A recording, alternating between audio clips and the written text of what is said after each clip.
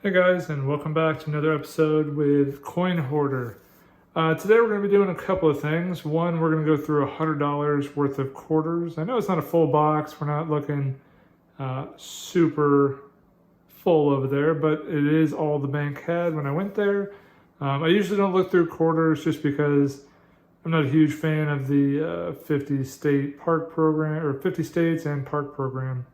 So I usually kind of avoid them. I like looking for silver and half dollars more than I do quarters. But anyways, today we've got $100 worth of quarters we're going to be going through. We also have my new obsession, which is a Leningrad Soviet Union mint set that I've had for a couple of years now.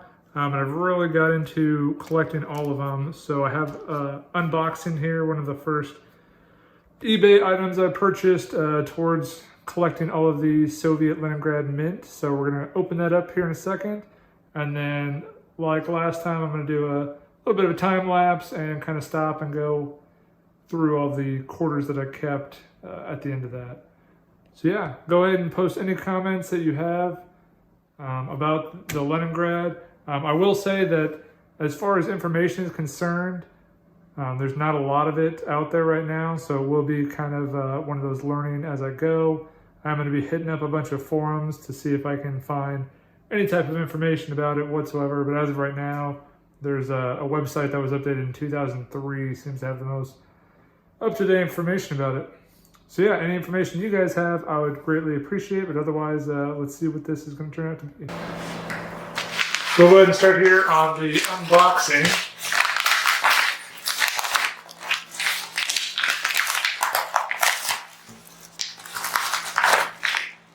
All right, so these come in all shapes and sizes. There is a green cover for, I think, 1974 and 1975.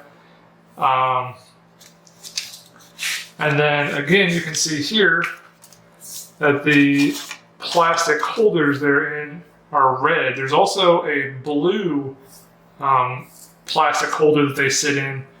It's in various years. I don't really find a rhyme or reason why they choose blue or why they choose red for one year over the other year, because it seems all sporadic and random. Yeah, anyways, this is my first 1990 set that I purchased here. I think there is another blue one of these. I have an Excel spreadsheet all labeled out, so it's one of those that I'll have to share with you guys so you can kind of follow along with me. But this one cost me, I think I got it at an auction. Sometimes you can snatch them up at an auction. People are mispricing them, and they're not really super popular. So I got this for $19 plus, I think, a couple of bucks worth of shipping. So that's a great first start to my collection. One of the reasons I got into this is I started pricing out some things in my collection.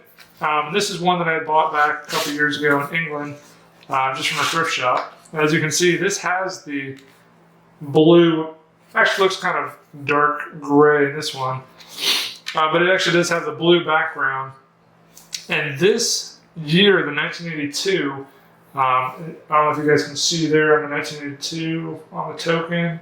Anyways, the 1982 is actually a very rare year for whatever reason. I can't tell you why, as I don't have any information, but if you go to eBay right now and you type in 1982 Leningrad Soviet mint set, you're going to find one, and it's about $150 for sale.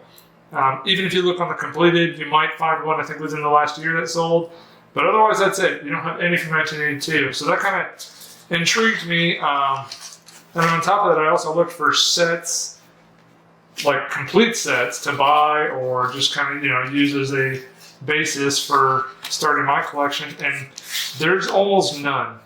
There's a big book that I don't know if the Soviets actually put it together or if there's an aftermarket thing, but there's a book that has about 6 years in it that's going for about $750. But again, it stops at I want to say 84 or 81. Well, it doesn't have 82 in it, so it has to stop at before 82. So maybe it's 80. So maybe it's 1974 to 1980. So it's got 6 or 7 years in it.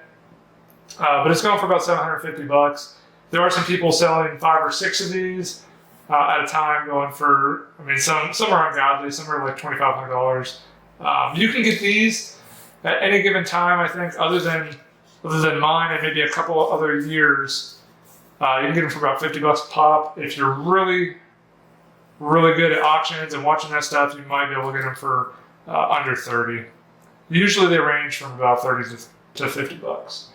So that'll be future thing. I will share information with you, and every time I get a new one, I'll unbox it so you can kind of see how my collection is going on. But other than that, we're gonna go ahead and do these quarters, and then we'll see what I find in it.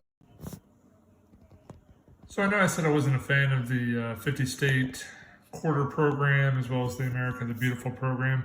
I don't know if it's not so much that I dislike it, it's just I think it's overdone. I think it's ran too long. I think that we probably should have done maybe the 50-state, gone back to the original design for a while, and then restarted something else if they felt that it was good intention. But for the most part, I don't really have any big problems with it. I just think it's kind of overdone. All right, guys, what I've done here is I've separated all the quarters. You've got the pre-50-state commemoratives, the 50 states, and then over here is the America the Beautiful series. So what I'm going to do now is I'm going to go through here, check all the errors on this one, or check 4 errors and variations on this one. There are a couple errors and variations on the 50 state commemoratives. Most notable is the Wisconsin extra leaf.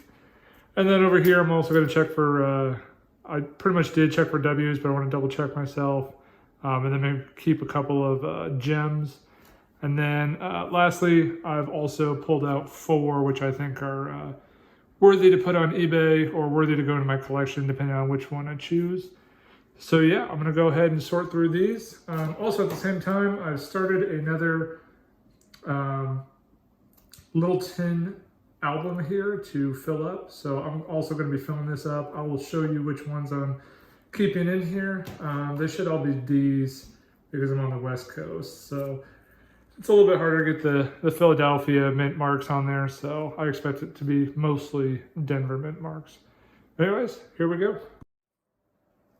All right, guys, welcome back for the last couple of minutes here. I just want to go over some of the things I got here. So I did get a lot of gem state quarters.